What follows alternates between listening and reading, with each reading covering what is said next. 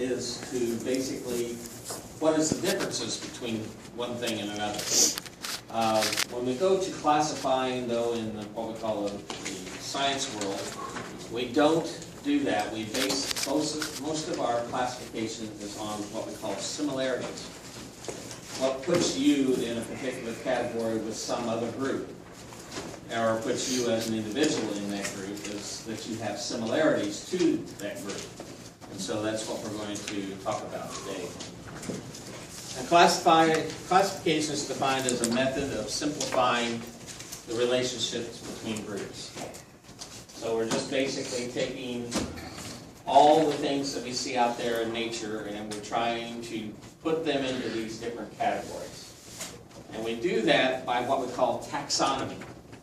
Taxonomy is a system of classification based on the fact that we use similarities to do it. So if somebody says, I'm going to do a taxonomy on something, it means they're going to try to find similarities to put things into different groupings. And so that's the system that we're going to talk about. Now there's a lot of different types of similarities. And the one that we use in classification in anthropology is what we call homologies. Homologies are basically taking those similarities that have some sort of history towards what we call a common ancestor. I'll talk about that in a second. Now you classify things in a lot of different ways. That wine glass looks more and more like I would like to have it. As I progress through the day. I've done 4 of these. Now I'm just starting to slobber here on the side. Okay, but of course there's different ways of classifying anything. And what we're going to do is we're going to take and try to simplify as much as we can that complex world out there by using the classification system. The second thing that's a little bit more important, than I guess, is that we could get to find that what we call that evolutionary tree.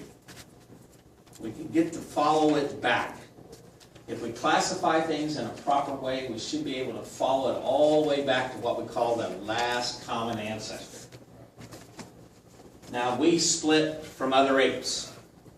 When we split from chimpanzees, which is when we think the last split occurred in apes, we want to know what that common ancestor was for us and the chimpanzees. If you look at the whole scheme of apes, they have a last common ancestor when they split off from the other primates. Okay? So if you use your classification system properly, it should take you back through that evolutionarily to that common ancestor. All right? So there's 2 basic reasons. One is to simplify the system. The second one is to find that evolutionary thread that goes back to the past. Now, you've seen the big picture, right? Kingdom, phylum, subphylum, class, order, species. Does that look anything like what we see now? No. We've got things like subclass, suborders, families, superfamilies, subfamilies, species, subspecies, you name it. They can break it all up in all these different things. But what I want you to understand is as you go from one of these to the other, you are taking traits and you're using those traits to put individuals into certain categories. Okay? Now, let's go back to the homologies. I think maybe skipped ahead here. Let me see. No, I didn't. Never mind. Okay. There are 2 classification systems in anthropology. One is called the traditional or evolutionary taxonomy system. And the other one's called the cladistic system. Now, under the traditionalist scheme of things, they basically try to put things into scattered out groups. They're called splitters. They like to kind of split things out, like to form a little branches of trees and things of that nature. Get things all out in these different types of branches. Cladists, on the other hand, they kind of like to lump things together. Okay? Now, if you put a group of cladists on one side of the room and a group of traditionalists on the other side of the room, and you give them weapons, you better not get in between them. Because they both believe in their system wholeheartedly. Hatfields and McCoys. Excuse me? Hatfields and McCoys. Yeah, exactly. But both of these systems have validity, and both of these systems are still used and still argued about on a regular basis in anthropology. What do the traditionalists believe? Traditionalists like to have two things in their system. They want to be able to trace descendants to ancestors all the way back. Okay? They want to know when each one of these speciation events occurred. They want to know what branch led to this branch and which branch went off here and all that things. Not only do they want to know that, but they want to know when did it happen. They want to know the time element involved. So, thus their name, traditional evolutionary, right? They're thinking about that whole evolutionary path. So they're not just putting things in a taxonomy. They're thinking about the fact, where does this taxonomy fit in the scheme of evolutionary development? Okay? They use what we call homologies to do this. Now, homologies are defined as similarities due to a common ancestor.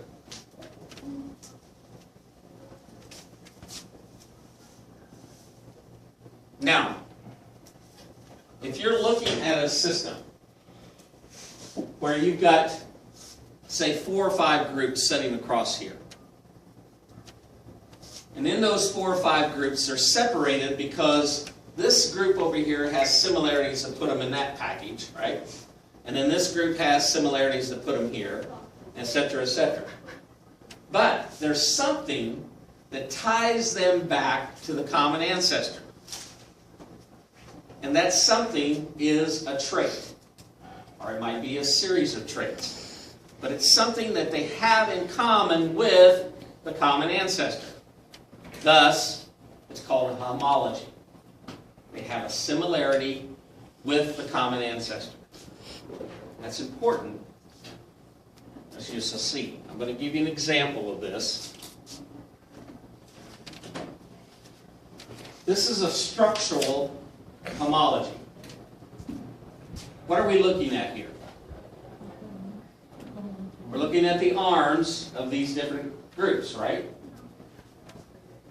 A human, a dog, a bird, and a whale.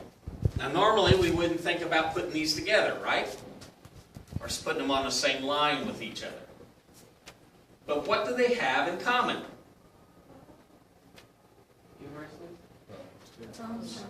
Their bone structure, right? Not only is the bone structure there, but it's in the same what? Relationship, right? So a human, a dog, a bird, and a whale all have similar bone structure. What does that tell you? That tells you that every single one of those has a what? Common ancestor. That also has what? The same arm structure. Okay? So that's an homology. It's a trait that's in these groups, but it's also in the common ancestor. Right? And if you can trace that back, then you use that to classify. This is very important similarity to use. But you got to be able to trace it back. Show that it comes from a common ancestor. Okay? And a whale's a mammal, right, Professor? Mm-hmm. Okay. Now there are differences between these, right? It gets down here, it gets a little different, doesn't it? But as far as the structure of the arm and its relationship with the bones, they're all the same. Now there are embryonic similarities.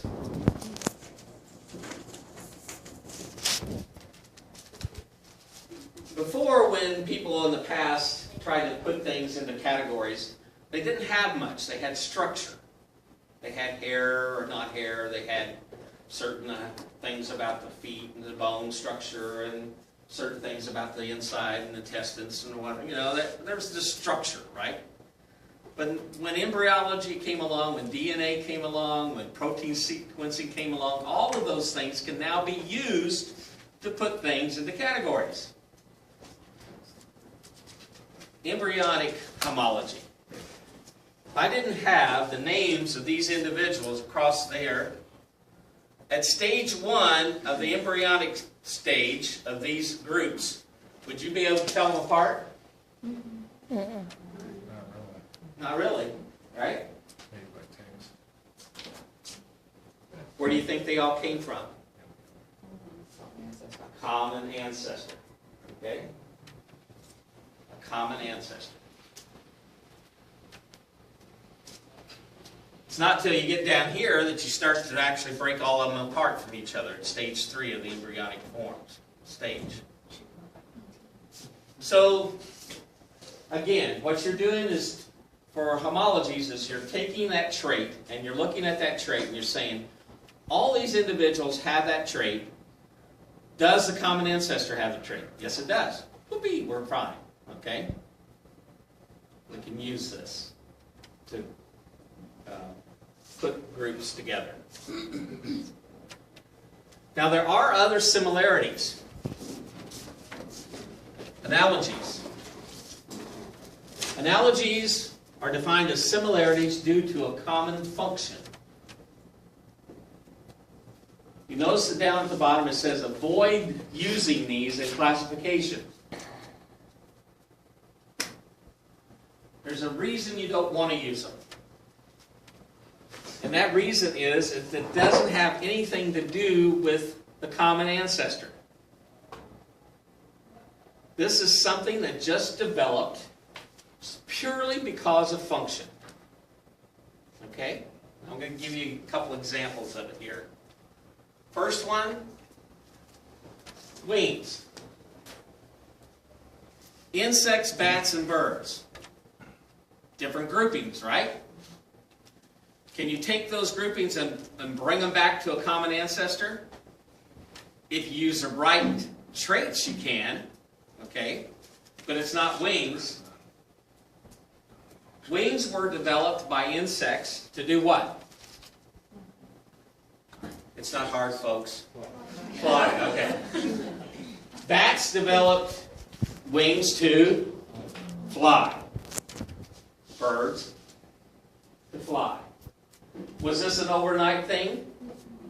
No, it's a long evolutionary cycle, isn't it? Wings might have been something before they became something to fly with. Okay? We kind of know that that's true. But you can't take that trait in birds and trace it back into the birds and find where it came from in a common ancestor. Okay? It's not there. So these little things show up in the evolutionary scheme of things strictly because of what? Function. Okay? Now, I'll give you another one to kind of show you the scheme of it here. Here's two different groups. They have these long saber teeth, right? Now I'm going to show you where they fit in the scheme of things on this chart. Notice that the common ancestor for this guy and this guy is right here, right? That's their common ancestor. Notice that it has a canine tooth. It doesn't have a what? Saber tooth, right? Notice that the saber tooth for this guy didn't develop until right there. and for this guy right here. So you can't take saber-tooth and trace it back to here, can you? Is that because there was bigger meat to eat or what? Well, functionally they needed a saber-tooth for something. All right, evolutionarily they developed it. Okay? You know, that's what brings on a lot of changes is environmental shifts, need, Right. brings about change. Well, Larger game. yeah, larger game, lots of different things could have caused it. But notice you can't trace that back to here.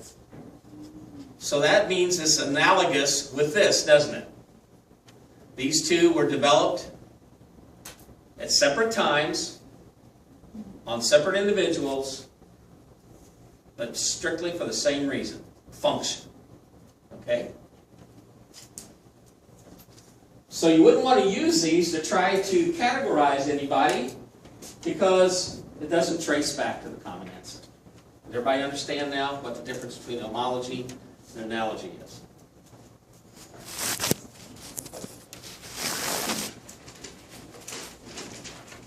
The traditionalists use what we call a phylogenetic tree. A phylogenetic tree has a last common ancestor, and then from the last common ancestor you will get the splits off to the different groupings.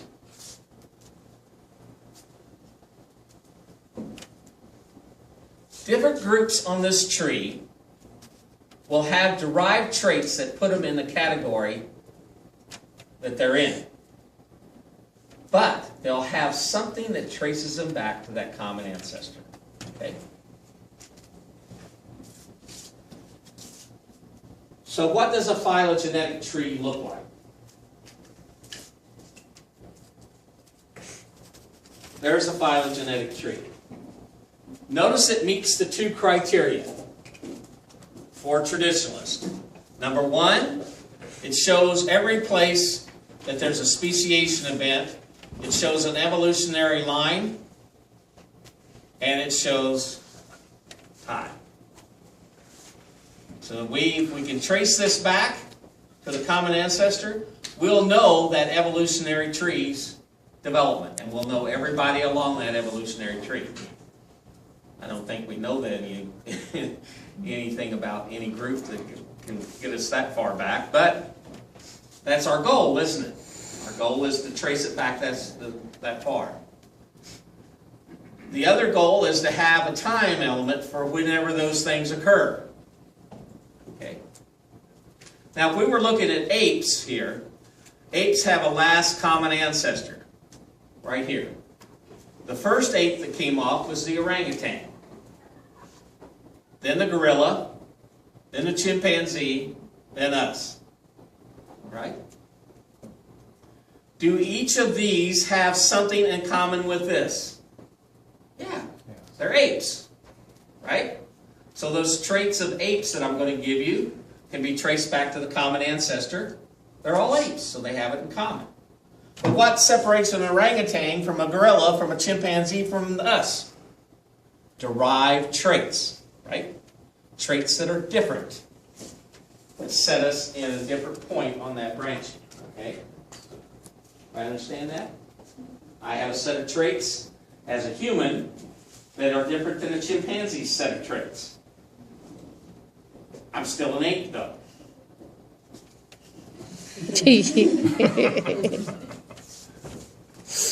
That likes wine. Now the cladists, on the other hand, they don't care about time. They don't care about ancestry. All they care about is that common ancestor back there has a trait. And if you, as a group, have that trait also, then they put you over here on the line. And then another group, we put on the line because they had that trait. And then another group, all over. So you might have this long line with everybody on those groups all scattered out along that line. Is it a line that shows time? No. Is it a line that shows that who beget whom? No. They just have what? The trait that the common ancestor has. And it can be one trait, folks. Not a set of traits, but one trait. As we'll see when we get to the primates.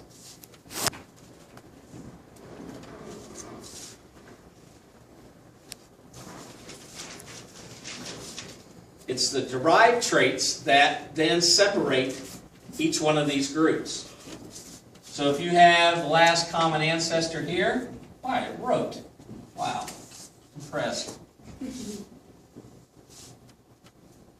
You might have group A, B, C, and D. Why are they on this line? They have a homology with this one, all right? But this one is going to have derived traits that separates it from this one. And that one from this one, and this one from that one, okay? Remember at the end of those forelimbs, a bird will have what? A wing, right? That covers its forelimb. A whale's going to have a what? Fin. Big old fin, right? We have 5 fingers. A horse has a hoof. Those are derived traits, aren't they? They would put us in separate categories here. But because we have in common that bone structure, we would be put here. And that's all these guys care about. They use this cladogram. And it looks just like this. I'll show you another one up here. But essentially, last common ancestor, one line.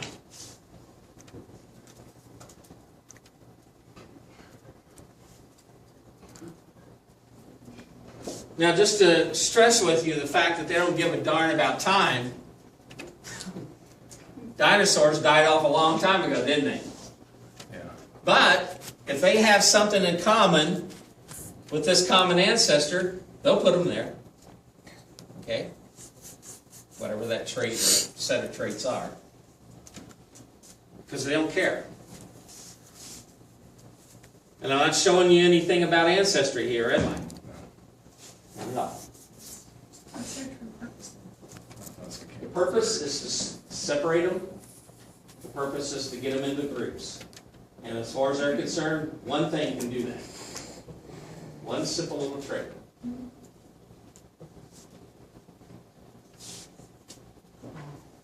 So cladist and evolutionary guys both use homologies. They each view the ancestor as being very, very important in the sense of that common, last common ancestor they care about, both of them. But one views time as very important and ancestry as very important, and the other one doesn't. Simple as that.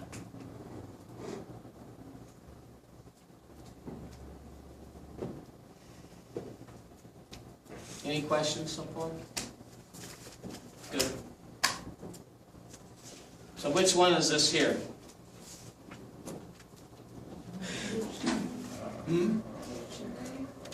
Evolutionary?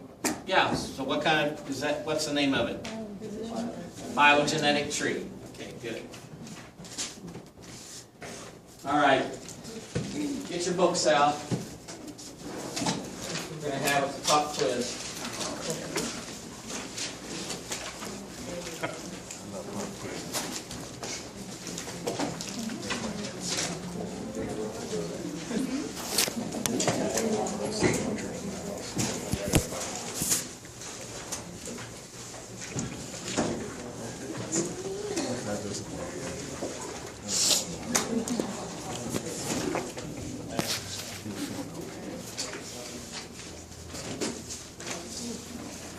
The thing I forgot was my book. That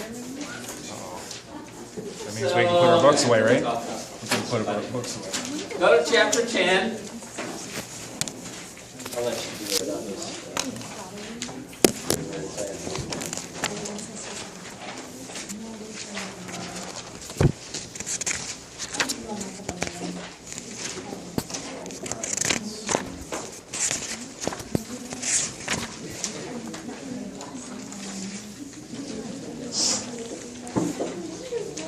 turn to the exercise 3. Okay, what did you say? 134, exercise 3. Now, what I used to do in the past is I actually would just set the things up like you see them out here. I would say, go around, write down everything you see. Fill out these things. Then I found out that everybody's filling them out wrong. So, what we're going to do is we're going to go through them together. And so we're going to look at each one of these exercises together. So let me tell you how we're going to go about this. This is a classification in its simplest form of the primate world. Okay? This is known as the order primate. Now this is in your book, or close to your book, so you don't have to, you can find these online anywhere, so you don't have to copy this one down. Of course, it's on your slideshow too. Now, when you use the primate orders that is broken up into what we call prosimians and anthropoids, you are using the traditionalist approach. This is a traditionalist approach.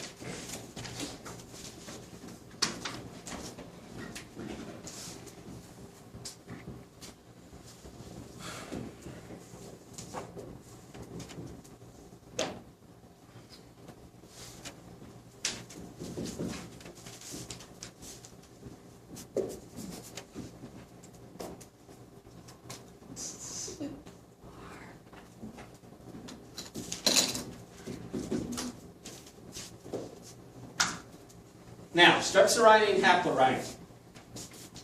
If I take the primate world and I divide it into these two suborders, this is the cladistic approach.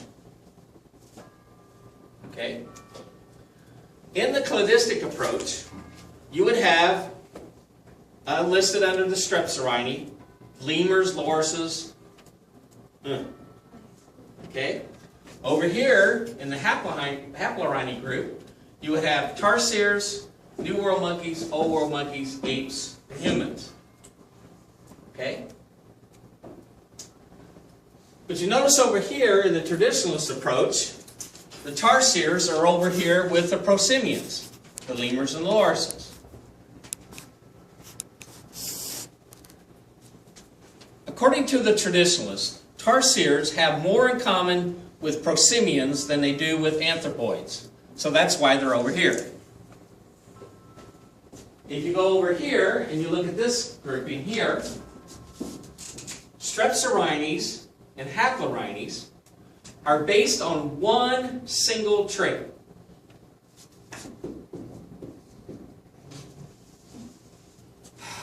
I cannot believe this. Can't spell today. Rhinanarium. A rhinanarium is a wet nose. Think of your dog or your cat. You touch the dog, if he's nice and healthy on the tip of his nose and his nose is Snotty. snotty. Well, it's not snotty.